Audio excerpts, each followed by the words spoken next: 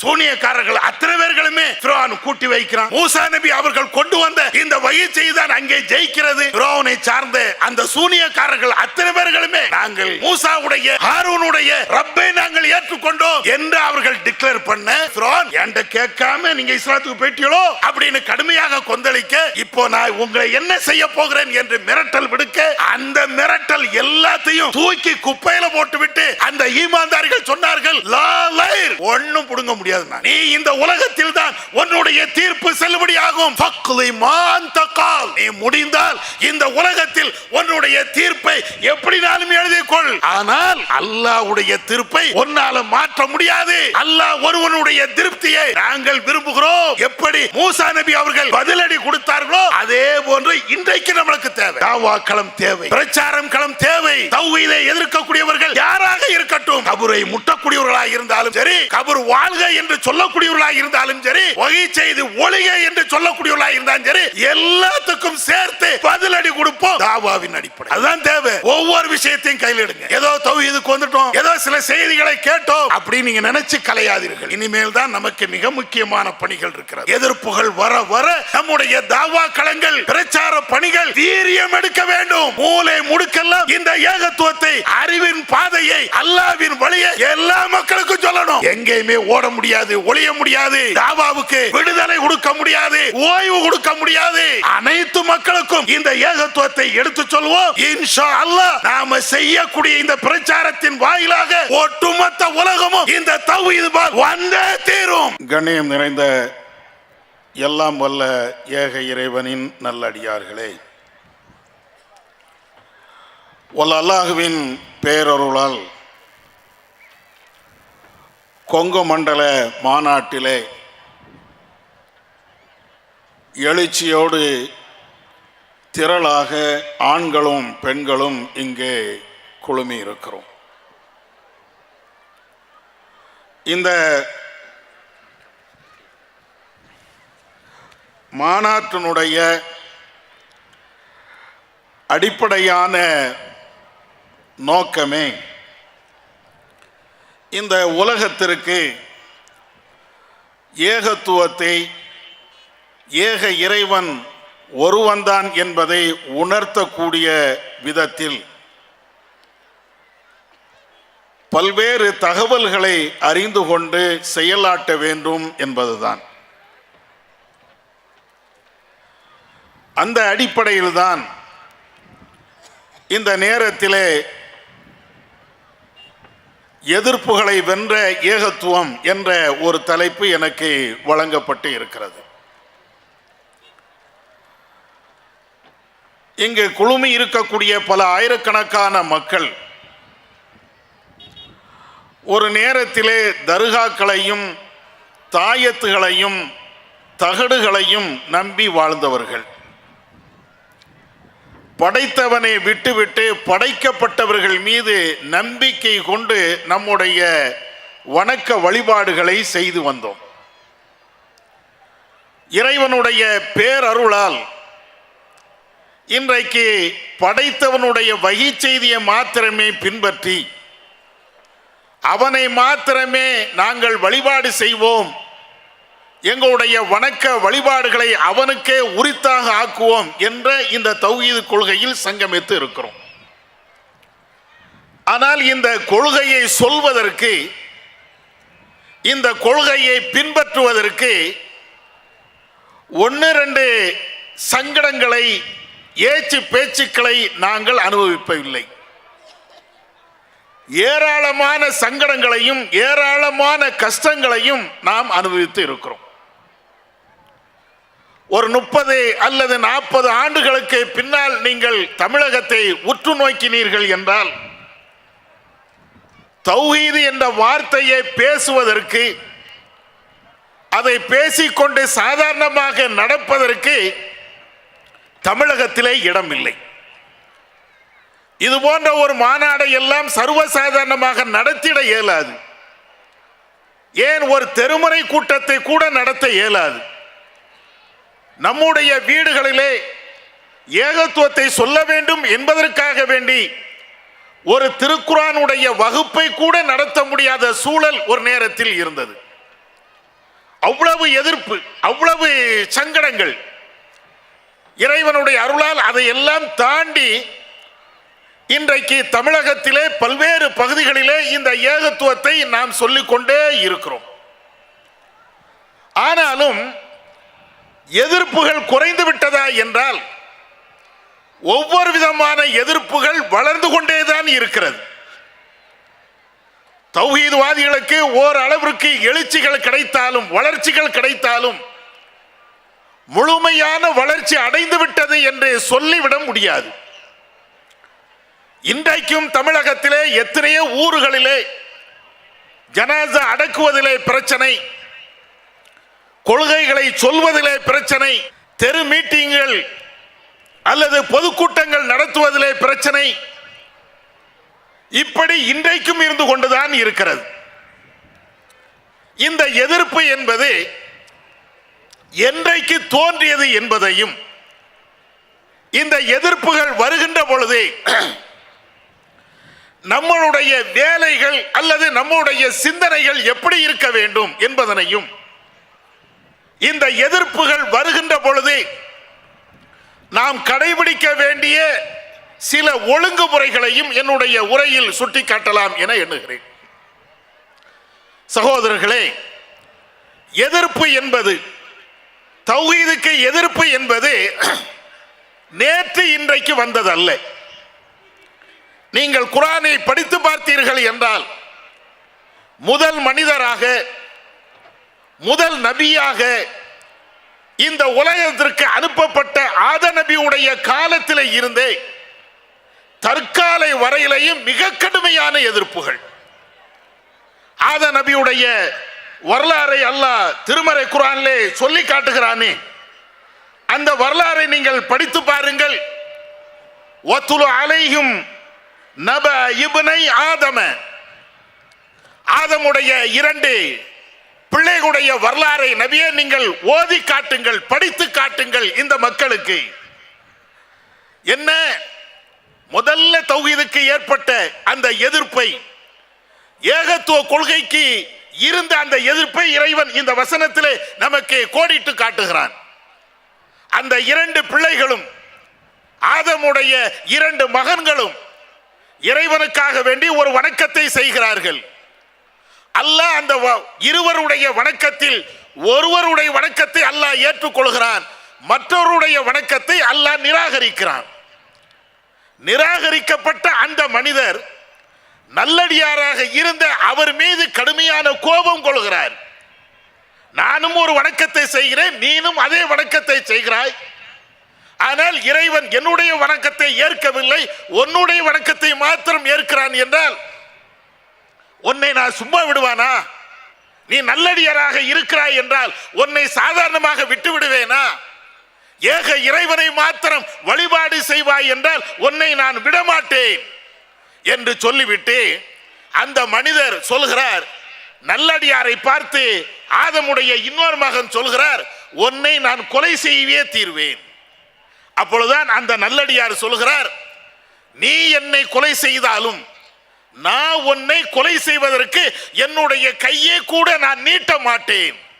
மா அன பிபாசித்தின் எதையலி அக்துலக, உன்னை நான் கொலை செய்வதற்கு என்னுடைய கரத்தை நான் நீட்டக்கூட மாட்டேன், வேண்டுமானால் என்ன நீ கொலை செஞ்சுட்டு போ.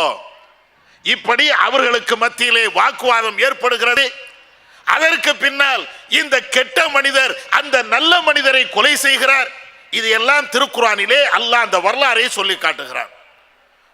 முதல்ல நல்லடியாருக்கு, ஏகத்துவவாதிக்கு ஆதமுடைய காலத்திலேயே, முதல் நபியுடைய காலகட்டத்திலேயே இவ்வளவு எதிர்ப்பு. அதே போன்று நூஹ் நபியுடைய காலம், தாவூத் நபியுடைய காலம், ஷுஐப் நபியுடைய காலம், இப்ராஹிம் நபியுடைய காலம், இப்படி நபியுடைய காலம், எல்லா காலத்திலே நீங்கள் பார்த்தீர்கள் என்றால் எதிர்ப்பு எதிர்ப்பு எதிர்ப்பு, இதுதான் மிச்சம். எந்த நபியுடைய காலகட்டத்தில் இந்த எதிர்ப்பு இல்லாமல் இருந்தது? ஏகத்துவ கொள்கையை சொன்ன யாராக இருந்தாலும், நபியாக இருந்தாலும் நல்லடியார்களாக இருந்தாலும், அவர்கள் ஏகத்துவத்தை சொன்னதற்காக வேண்டி எதிர்ப்பை சம்பாதிக்காமல் யாரும் இருந்தது கிடையாது. எல்லா இறை தூதர்களுமே தௌஹீதை சொன்னதற்காக, ஏகத்துவத்தை சொன்னதற்காக பல்வேறு விதமான சங்கடங்களை, பல்வேறு விதமான எதிர்ப்புகளை சந்தித்தார்கள். இன்னும் சொல்ல போனால் சில நபிமார்கள் கொலையே செய்யப்பட்டார்கள். அல்லாஹ் தன்னுடைய திருமறை குர்ஆனிலே சொல்கிறானே, வயக்துலூனன் நபியீன பிகைரி ஹக். எத்தனையோ இறை தூதர்கள் சத்தியத்தை சொன்னதற்காக அநியாயமாக கொலை செய்யப்பட்டார்கள். குர்ஆனுடைய வசனம். அவ்வளவு கடுமையான எதிர்ப்பு. ஏதோ கொஞ்ச நெஞ்ச எதிர்ப்பு எல்லாம் கிடையாது. தற்காலத்தில் நீங்கள் பார்க்கிறீர்களே தௌஹீதுக்குண்டான எதிர்ப்பு, இது போன்ற எதிர்ப்பு எல்லாம் கிடையாது. இதையெல்லாம் தாண்டி எதிர்ப்பினுடைய உச்சகட்டத்தை அவர்கள் சந்தித்தார்கள். நபி அவர்கள்ட்ட கூட அல்லாஹ்வுடைய தூதர் அவங்கள்ட்ட வந்து கேட்டாங்களே, நபி தோழர்கள், எங்களுக்கு இவ்வளவு சங்கடம் வருது, தௌஹீதை ஏற்றதற்காக, இஸ்லாத்தை ஏற்றதற்காக, கடவுள் ஒருவன் என்று சொன்னதற்காக எங்களுக்கு இவ்வளவு பெரிய சங்கடமா? நபி அவர்கள் காபாவுடைய ஓரத்திலே படுத்துக் கொண்டு இருக்கக்கூடிய அந்த நேரத்திலே நபி தோழர்கள் கேட்டார்கள். அல்லாஹ்வுடைய தூதர் சொன்ன பதில் என்ன தெரியுமா? ஒரு காலம் இருந்தது, இந்த தௌஹீதை சொன்னதற்காக வேண்டி 2 கூறுகளாக அவர்கள் பிளக்கப்பட்டார்கள், மண்ணிலே புதைக்கப்பட்டார்கள். அப்படி இருந்தும் கூட அவர்களுடைய ஈமான்ல எந்த பாதிப்பும் இல்லை. நீங்கள் அவசரப்படுகிறீர்களா? அவ்வளவு பெரிய துன்பங்கள் இதற்கு முன்னால் இருந்ததே, அது போன்ற ஒரு கஷ்டத்தை நீங்கள் அடைந்து விட்டீர்களா? நபி அவர்கள் இப்படி எல்லாம் கேட்டார்கள். இதெல்லாம் எதுக்கு?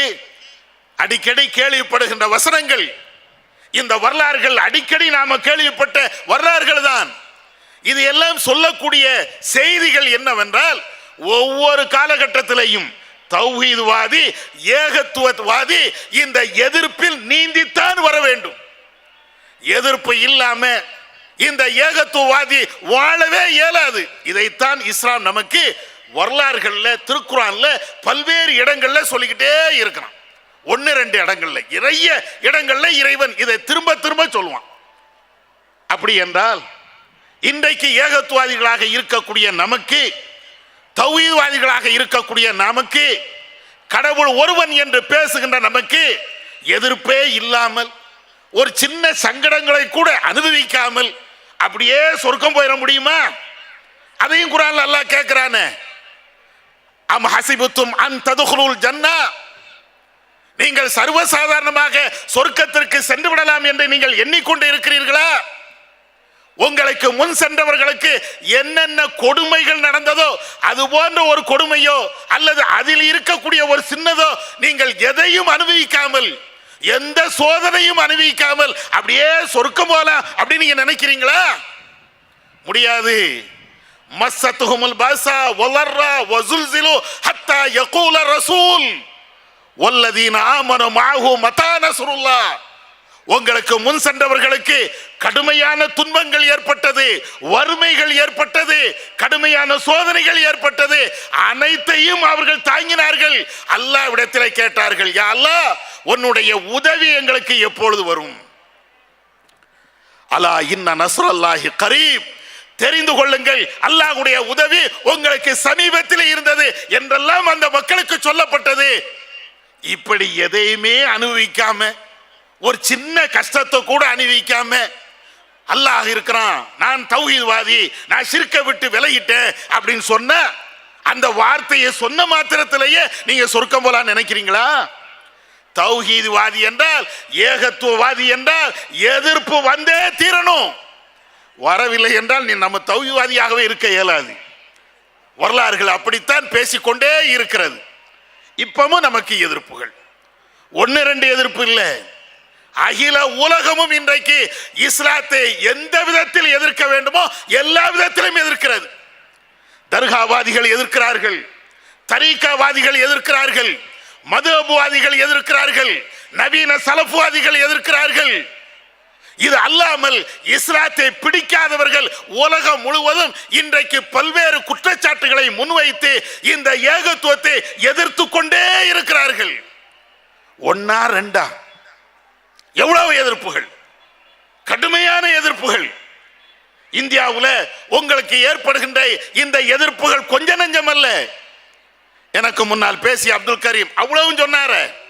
அவ்வளவு பொய் பிரச்சாரங்கள், இஸ்லாமியர்களுக்கும் இஸ்லாத்திற்கும் எதிரான அவ்வளவு கட்டுக்கதைகள் அனைத்தையும் கொண்டு வந்து இஸ்லாம் என்றால் இப்படித்தான் என்று ஒரு பொய்யான பிம்பத்தை உருவாக்கி வைத்திருக்கிறார்கள். நாம் பார்க்கவில்லையா? இன்றைக்கு உலகம் முழுவதும் இஸ்லாத்தை எதிர்ப்பதற்காக அவர்கள் பயன்படுத்தக்கூடிய வார்த்தைகள் இஸ்லாம் என்றாலேயே தீவிரவாதம் தான். எல்லா முஸ்லிம்களும் தீவிரவாதத்தை தான் கையில எடுக்கிறார்கள். தீவிரவாதி இல்லாத ஒரு முஸ்லிமை காட்ட முடியுமா? ஏன்? அவருடைய வேதம் தீவிரவாதத்தை போதிக்கிறது. குர்ஆனுடைய வார்த்தைகள் தீவிரவாதத்தை ஆதரிக்கிறது. முகமது நபி இந்த மண்ணிலே இஸ்லாத்தை பரப்பினார் என்றால் வாளால் தான் பரப்பினார். அஹிம்ச வழியிலே, கருத்து வடிவிலே அவருடைய செய்திகளை, மார்க்கத்தை இந்த மக்களுக்கு மத்தியிலே சொல்லவில்லை. எவ்வளவு கடுமையான விமர்சனம்! இன்றைக்கும் இந்த தீவிரவாத அந்த குற்றச்சாட்டு உலகம் முழுவதும் அது அழிக்கப்படவில்லை. இன்றைக்கும் இந்த குற்றச்சாட்டை சொல்லிக் கொண்டேதான் இருக்கிறார்கள்.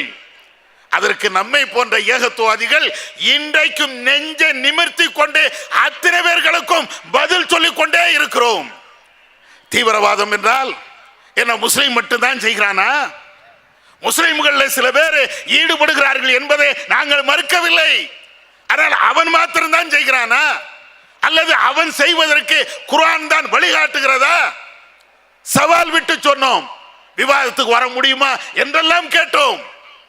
எங்கே இருக்கிறது குர்ஆன்ல தீவிரவாதம் என்ற அந்த செயலை வலியுறுத்தக்கூடிய, ஆதரிக்கக்கூடிய ஒரு சம்பவம் எங்கேயாவது உண்டா? இல்லையே. அப்படிப்பட்ட ஒரு செய்தி குர்ஆன் முழுவதும் இல்லையே, நபியுடைய காலத்திலும் இல்லையே. எங்க இருந்து கொண்டு வந்திய?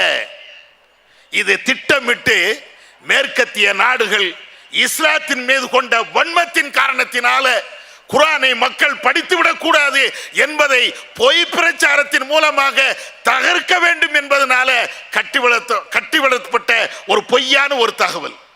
எங்க இருக்கிறது தீவிரவாதம்? அதுக்கு மறுப்பு சொல்கிறோம். என்ன மறுப்பு? என்ன பாலஸ்தீன மேட்ரு?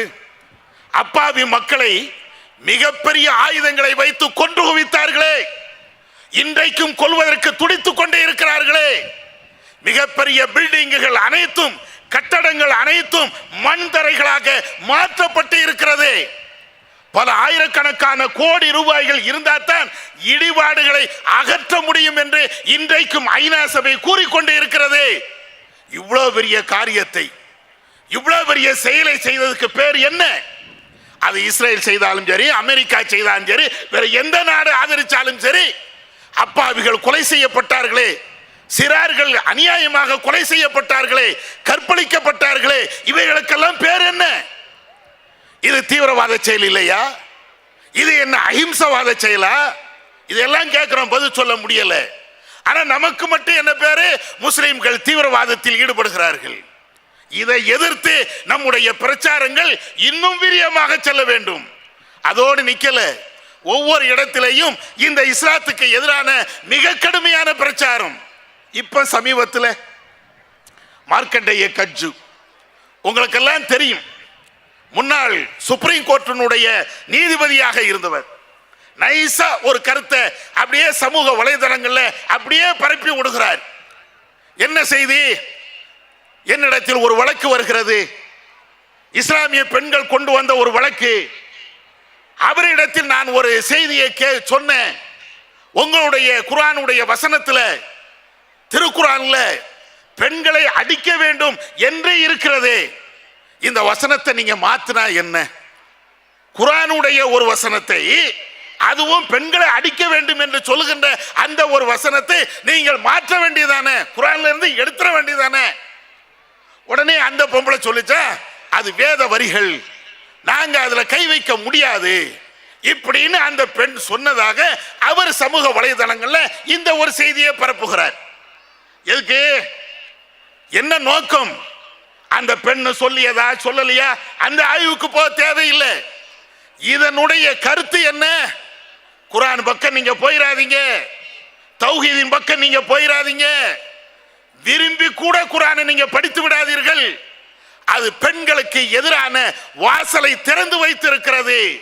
பெண்களை அடிக்க வேண்டும் என்று அது சொல்லிக்கொண்டே இருக்கிறது. இதுதான் இப்ப நம்ம என்ன கேட்கிறோம்?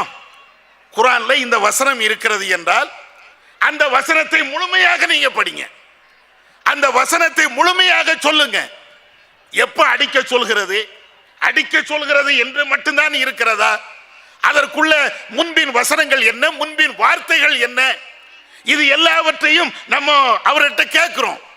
சரி, இதே மாதிரி இஸ்லாத்தினுடைய வேதத்தில், குர்ஆனுடைய வேதத்தில் பெண்களை அடிக்க சொல்கிறது என்று நீங்கள் குறை கூறுகிறீர்களே, இதை போன்று எல்லா வேதத்தையும் எடுங்க, எல்லா வேதத்திலும் உள்ள அந்த செய்திகளை நீங்க கொண்டு வாங்க. கொண்டு வந்து உங்களுடைய கருத்து சுதந்திரத்தின் அடிப்படையில் இந்த வேதத்தில் பெண்களை பற்றி எப்படி இருக்கிறது, இந்த வேதத்தில் பெண்களை பற்றி எப்படி இருக்கிறது, எல்லாத்தையும் சொல்லுங்க. அப்ப போற போக்குல இந்த ஒரு வசனத்துல பெண்களை அடிக்கணும் இருக்குது அப்படின்னு சொல்லிவிட்டு போறது என்ன அர்த்தம்?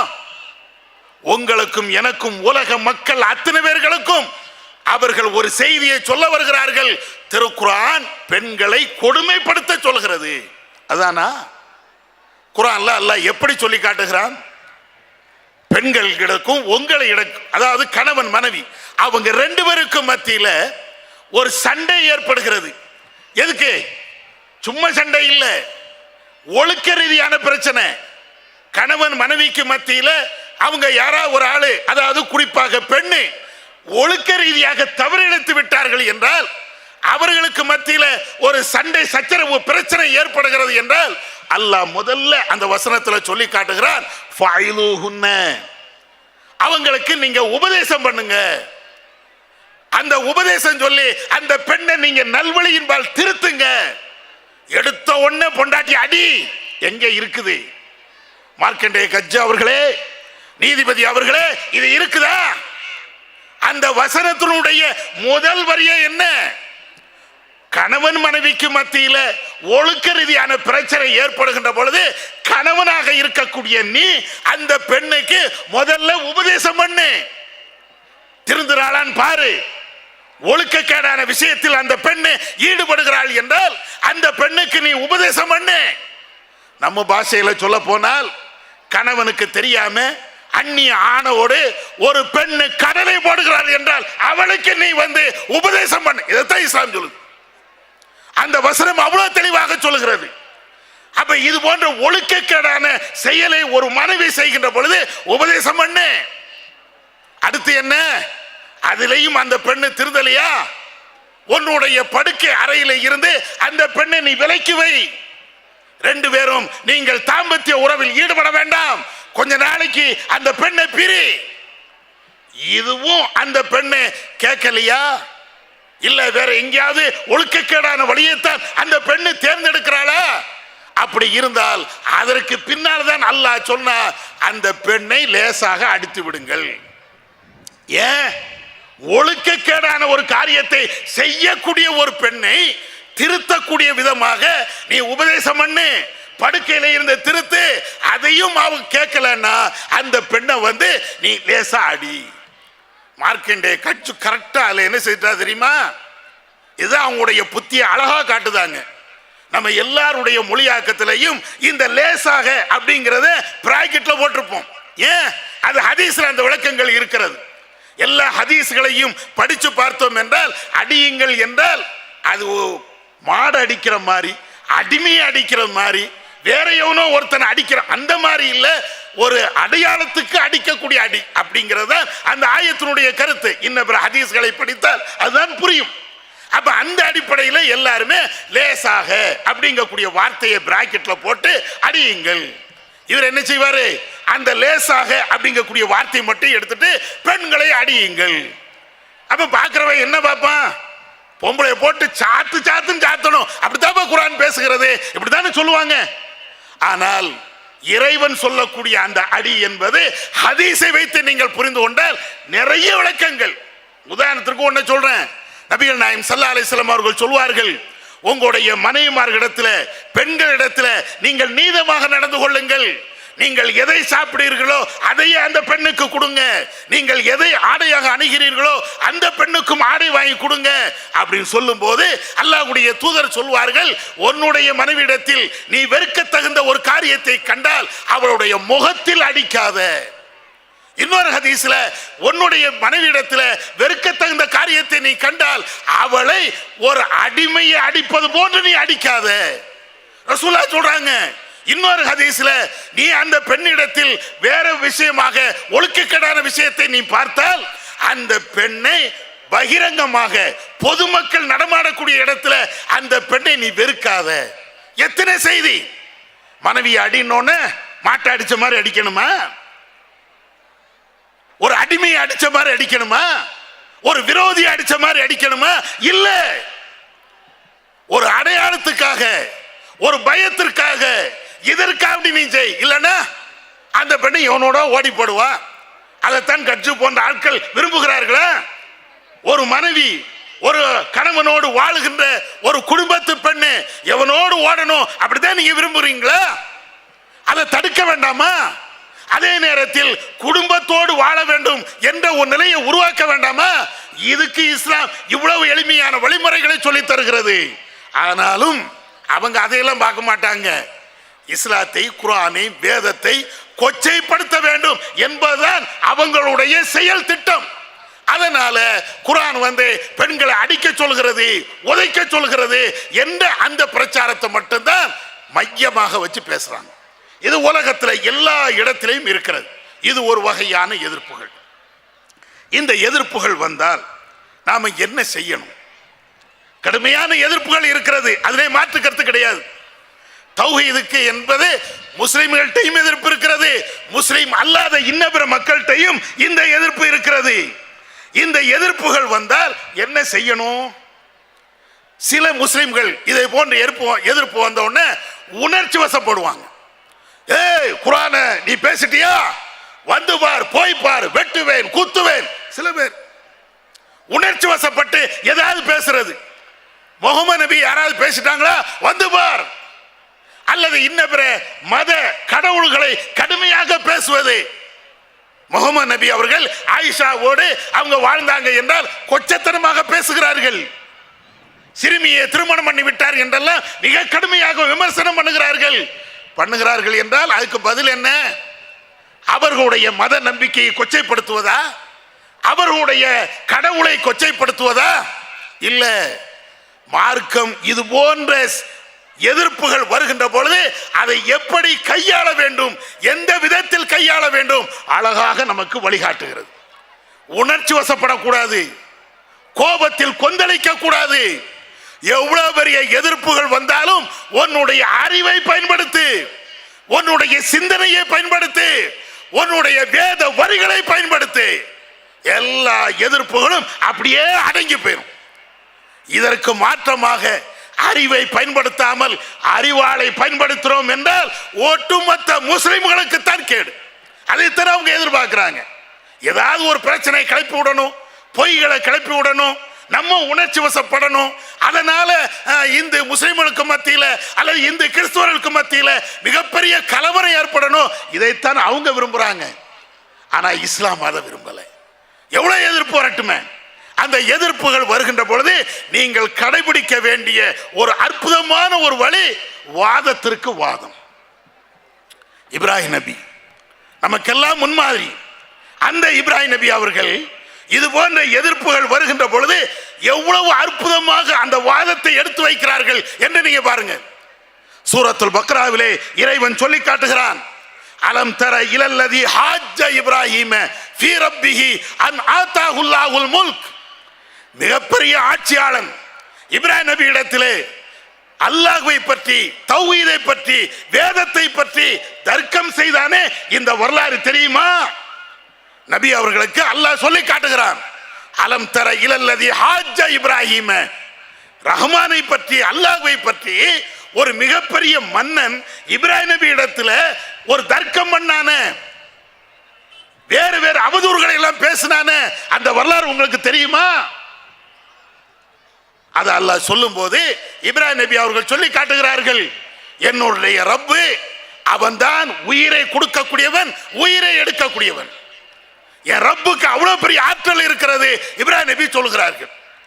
உடனே அந்த மன்னன் சொல்கிறான், அப்படி என்றால் எனக்கும் அந்த ஆற்றல் இருக்கிறது, ஒரு மனுஷனுக்கு வாழ்வை கொடுப்பேன், ஒரு மனுஷனுக்கு மரணத்தை கொடுப்பேன், இந்த ஆற்றல் எனக்கு இருக்கிறது. அப்படின்னா என்ன அர்த்தம்? நீ யாரை அல்லாஹ் என்று சொல்கிறாயோ, கடவுள் என்று சொல்கிறாயோ, கடவுளுக்கு இருக்க வேண்டிய தன்மை என்று எதை நீ சொல்கிறாயோ அதே தன்மை எனக்கும் இருக்கிறது, நானும் கடவுள். அப்படி சொல்லுகின்ற அந்த நேரத்தில் தான் இப்ராஹிம் நபி அவர்கள் கொந்தளிக்கல, கோபப்படல, ஆத்திரப்படல. நீ என்னுடைய கடவுளை பற்றி இழிவாக பேசுகிறாயா என்ற வார்த்தை பிரயோகம் அவங்கள்ட்ட வரல. அழகான முறையில், அற்புதமான முறையில், அழகான முறையில் ஒரு வாதத்தை எடுத்து வைக்கிறாங்க. அப்படியா? என்னுடைய அல்லாஹ் கடவுள் கிழக்கு திசையில இருந்து அந்த சூரியனை உதயமாக கொண்டு வருகிறான். நீங்கள் கடவுள் என்றால் அதை மேற்கு திசையில இருந்து கொண்டு வாங்க. வாதத்திற்கு வாதம், தர்க்கத்திற்கு தர்க்கம், கருத்துக்கு கருத்து. நீ கடவுள் தானே, உன்னால் ஆக்க முடியும், உன்னால் அழிக்க முடியும், உன்னால் எதையும் செய்ய முடியும். எனவே கடவுள் என்றால் சூரியனை மேற்கில் இருந்து உதைக்கு செய்.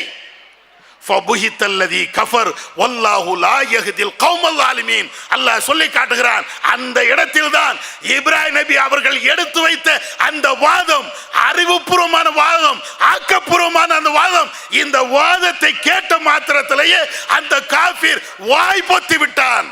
மறு பேச்சு பேச முடியல. இதுதான் வேணும், இதுதான் வேணும். இன்னைக்கு உலகம் முழுவதும் இஸ்லாத்தை எதிர்க்கிறார்களா? தௌஹீதை எதிர்க்கிறார்களா? குர்ஆனை விமர்சனம் பண்ணுகிறார்களா? இறைவனை திட்டுகிறார்களா? கோபப்பட தேவையில்லை, ஆத்திரப்பட தேவையில்லை. மார்க்கண்டே, கட்ஜே போன்ற எத்தனை பேர்கள் குர்ஆனுடைய வசனத்தை தவறாக புரிந்து கொண்டு மக்களுக்கு மத்தியில் குர்ஆன் தான் தப்பான வழிகாட்டுகிறது என்ற செய்தியை சொல்கிறார்களா? கோபப்பட வேண்டாம். அழகான முறையில் அதற்கு தர்க்க ரீதியாக, கருத்து ரீதியாக நீங்கள் எடுத்து சொல்லுங்கள். நீங்கள் எடுத்து சொல்லுகின்ற பொழுது அங்கேதான் இஸ்லாம் ஜெயிக்கும், தௌஹீது வளரும். அதுதான் வேணும். கோபப்பட்டதுனால, ஆத்திரப்பட்டதுனால இழப்பு நமக்கு தானே தவிர அவர்களுக்கு அல்ல. இது இப்ராஹிம் நபியுடைய வரலாறு மாத்திரமல்ல, மூசா நபியுடைய வரலாறு. அங்கே நீங்க எடுத்து பாருங்களேன். ஃபிரௌன் கேட்கிறான், ஒமா ரப்புல் ஆலமீன், கடவுள்னா யாரப்பா? அகிலத்தார்களுக்கெல்லாம் இறைவன் என்று நீ பேசுகிறாயே, அந்த கடவுள் யார்? அப்பதான் இவன் மூசா நபி அவங்க சொல்றாங்க, ரப்பு சமாவாத்தி வல்லர், வானங்கள் பூமி எல்லாத்தையும் படைத்தவன் அல்லாஹ். அவன் தான் அல்லாஹ். இந்த சூரியனை படைத்தவன், சந்திரனை படைத்தவன், நட்சத்திரங்களை படைத்தவன், கோள்களை படைத்தவன், ஒன்னை படைத்தவன், என்னை படைத்தவன், இந்த உலகத்தில் இருக்கக்கூடிய அனைத்தையும் படைத்தவன் அவன் தான் ரப்பு. உடனே ஃபிரௌன் பக்கத்தில் இருக்கக்கூடிய ஆட்களை எல்லாம் பார்த்து, கிறுக்கன் என்ன பேசுறான் தெரியுதா, நக்கல் அடிக்கிறான். மூசா நபி விடல, அதோடு விடல, என்னுடைய ரப்பு தான் இதற்கு எல்லாவற்றுக்கும் ஆற்றல். திரும்ப திரும்ப இறைவனுடைய வகை செய்தியை சொல்கிறார்கள். ஒரு கட்டத்தில் ஃபிரௌனால பேச முடியல. என்ன சொல்றான் தெரியுமா? நீ இப்படியே பேசிக்கிட்டே இருந்தால், என்னுடைய வாதத்தை மழுங்கடிக்க செய்து கொண்டே இருந்தால் உன்னை சிறையில் அடிப்பேன். பாத்தில் கொள்கை உள்ள யாராக இருந்தாலும் வாதத்திற்கு பதில் அளிக்க முடியவில்லை என்றால் அவங்கள்ட்ட இருந்து வருகின்ற பதில் வார்த்தை என்ன தெரியுமா? அடக்குமுறை. நீ ஏகத்துவத்தில் இருக்கிறியா? குர்ஆனை கடைபிடிக்கிறியா? வஹி மட்டும்தான் மார்க்கம் என்று சொல்கிறாயா? அதற்கு தர்க்க ரீதியான வாதங்களை நீங்கள் வைக்க அவர்களால் பதில் சொல்ல முடியவில்லை என்றால் உன்னை என்ன செய்றன் பார். இதுதான். இது ஃபிரௌனுடைய காலத்தில் இருந்து, நபியுடைய காலத்தில் இருந்து தற்கால வரையிலும் இருக்கக்கூடிய மிக பயங்கரமான எதிர்ப்பு. அப்பமும் இப்ராஹிம் நபி, மூசா நபி விட்டு வைக்கல. அதையும் தாண்டி என்ற அத்தாட்சிகள் இருக்கிறது, இறைவன் தந்த அற்புதங்கள் இருக்கிறது, அது எல்லாத்தையும் முன் வைக்கிறாங்க.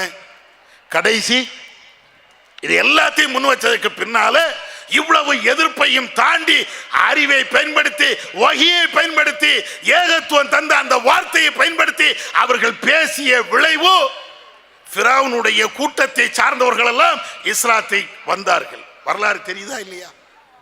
வரலாறுல அப்படித்தானே அல்லாஹ் சொல்லி காட்டுகிறான். எந்த அளவுக்கு என்றால், சூனியக்காரர்கள் அத்தனை பேர்களுமே ஃபிரௌன் கூட்டி வைக்கிறான். அவர்களால் ஒன்றும் செய்ய முடியவில்லை. மூசா நபி அவர்கள் கொண்டு வந்த இந்த வகை செய்தான் அங்கே ஜெயிக்கிறது. இந்த ஜெயிப்பை பார்த்த மாத்திரத்திலேயே ஃபிரௌனை சார்ந்த அந்த சூனியக்காரர்கள் அத்தனை பேர்களுமே நாங்கள் இறைவனை ஏற்றுக்கொண்டோம், ரப்பி மூசா வ ஹாரூன், மூசாவுடைய ஹாரூனுடைய ரப்பை நாங்கள் ஏற்றுக்கொண்டோம் என்று அவர்கள் டிக்ளேர் பண்ண இருக்கக்கூடிய ஃபிரௌன் மிக கடுமையாக கொந்தளிக்கலையா? என்கிட்ட கேட்காம நீங்க இஸ்லாத்துக்கு போயிட்டீங்களோ, மூசா நபி நீங்க நம்பிட்டீங்களோ அப்படின்னு கடுமையாக கொந்தளிக்க, இப்போ நான் உங்களை என்ன செய்ய போகிறேன் என்று மிரட்டல் விடுக்க, அந்த மிரட்டல் எல்லாத்தையும் தூக்கி குப்பையில போட்டுவிட்டு அந்த ஈமான்தாரிகள் சொன்னார்கள், லா லைர், ஒன்னும் புடுங்க முடியாது. நீ இந்த உலகத்தில் தான் உன்னுடைய தீர்ப்பு செல்லுபடியாகும். ஃபக்லி மான் தகால் இன்னமா தக்லி ஃபீ ஹாதில் ஹயாத்துத் துன்யா. நீ முடிந்தால் இந்த உலகத்தில் உன்னுடைய தீர்ப்பை எப்படினாலும் எழுதிக்கொள், ஆனால் அல்லாஹ்வுடைய தீர்ப்பை ஒன்னால மாற்ற முடியாது. நாங்கள் ரப்புல் ஆலமீன் ஏக இறைவன் அல்லாஹ் ஒருவனுடைய திருப்தியை, அவனுடைய பாவ மன்னிப்பையே நாங்கள் விரும்புகிறோம் சொன்னாங்களா? இதெல்லாம் இந்த வெற்றி எப்ப கிடைச்சது? கோபப்பட்டதுனால இல்ல, ஆத்திரப்பட்டதுனால இல்ல, புத்தியை தீட்டாமல் கொச்சத்தனமாக பேசுவதனால இல்ல, அறிவின் அடிப்படையில் வகையின் அடிப்படையில் பேசினார்கள். அதனுடைய விளைவு மிகப்பெரிய ஆட்சி அதிகாரங்கள் அதே மூசா நபியுடைய கையில் வருது. இதுதான் யதார்த்தம். அதனால ஏகத்துவத்திற்கு எல்லா காலத்திலும் எதிர்ப்பு வரும். அந்த எதிர்ப்பை சமாளிப்பது, அந்த எதிர்ப்பை வெல்லுவது ஒரே ஒரு வழிதான். மார்க்கம் கற்றுத்தந்த அடிப்படையில், மார்க்கம் சொல்லக்கூடிய வழிமுறையின் அடிப்படையில் நீங்கள் பதில் சொன்னா போதும். இன்னைக்கும் அதுதான் தேவை. இப்ராஹிம் நபி அவர்கள் எப்படி தன்னுடைய வாதங்களை குர்ஆன் ஹதீஸ் அடிப்படையில், வஹீயின் அடிப்படையில் அவர்கள் சொன்னார்களோ, மூசா நபி அவர்கள் எப்படி வஹீயின் அடிப்படையில் எதிரிகளுக்கு அவர்கள் வைக்கக்கூடிய பொய் பிரச்சாரத்திற்கு பதிலடி கொடுத்தார்களோ, அதே போன்று இன்றைக்கு நம்மளுக்கு தேவை. தாவா களம் தேவை, பிரச்சாரம் களம் தேவை. நம்மை எதிர்க்கக்கூடிய, தௌஹீதை எதிர்க்கக்கூடியவர்கள் யாராக இருக்கட்டும், அது கபரை முட்டக்கூடியவர்களாக இருந்தாலும் சரி, கபர் வாழ்க என்று சொல்லக்கூடியவர்களாக இருந்தாலும் சரி, வகை செய்து ஒளிக என்று சொல்லக்கூடியவர்களாக இருந்தாலும் சரி, எல்லாத்துக்கும் சேர்த்து பதிலடி கொடுப்போம் தாவாவின் அடிப்படையில். அதுதான் தேவை. ஒவ்வொரு விஷயத்தையும் கையில் எடுங்க. ஏதோ தௌஹீதுக்கு வந்துட்டோம், மாநாட்டுக்கு வந்து விட்டோம், ஏதோ சில செய்திகளை கேட்டோம் அப்படி நீங்க நினைச்சு கலையாதீர்கள். இனிமேல் தான் நமக்கு மிக முக்கியமான பணிகள் இருக்கிறது. எதிர்ப்புகள் வர வர நம்முடைய தாவா களங்கள், பிரச்சார பணிகள் வீரியம் எடுக்க வேண்டும். மூலை முடுக்கெல்லாம் இந்த ஏகத்துவத்தை, அறிவின் பாதையை, அல்லாஹ்வின் வழியை எல்லா மக்களுக்கும் சொல்லணும். எங்கேயுமே ஓட முடியாது, ஒளிய முடியாது, தாவாவுக்கு விடுதலை கொடுக்க முடியாது, ஓய்வு கொடுக்க முடியாது. இந்த தாவா தான் நமக்கு இப்பொழுது தேவை. எதிர்ப்புகள் வளர வளர ஏகத்துவம் வளர்ந்து கொண்டே இருக்கும். அது தாவாவின் அடிப்படையில். அந்த அடிப்படையில் நம்முடைய தாவா களத்தை வீரியமாக அமைத்துக் கொள்வோம். அனைத்து மக்களுக்கும் இந்த ஏகத்துவத்தை எடுத்து சொல்வோம். இன்ஷா அல்லாஹ் நாம செய்யக்கூடிய இந்த பிரச்சாரத்தின் வாயிலாக ஒட்டுமொத்த உலகமும் இந்த தௌஹீதுபால் வந்தே தீரும். அல்லாஹ் குர்ஆனிலே சொல்லி காட்டுகிறானே, அவனுடைய ஒளியை உங்களால், உங்களுடைய வாயினால் ஊதி அணைக்க முடியாது. அல்லாஹ் தன்னுடைய ஒளியை நிறைவேற்றியே தீர்வான் என்று இறைவன் நமக்கு வாக்குறுதி தருகிறானே, அந்த வாக்குறுதியை மெய்ப்படுத்தக்கூடிய விதமாக நம்முடைய தாவா களத்தை அமைத்துக் கொள்வோம். வல்லல்லாஹ் நம் அனைவருக்கும் அருள் செய்வானாக. வாஹிர் தாவானா அல்ஹம்துலில்லாஹி ரப்பில்